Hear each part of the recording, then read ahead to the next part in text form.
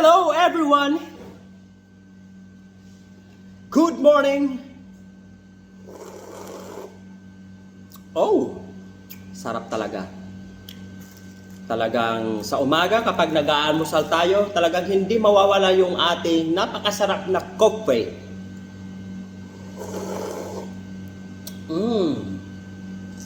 Kapag humihigop ka ng kape, talagang nakaka-relax, sarap sa pakiramdam. Lalo't kapag ganito yung paghigop mo. Mocha and espresso coffee. So, minix natin yan mga friend. Ang ating almusal ay syempre kanin para malakas yung ating katawan at alam nyo naman, mabigat yung ating work. Kaya kailangan natin ng bigating pang almusal.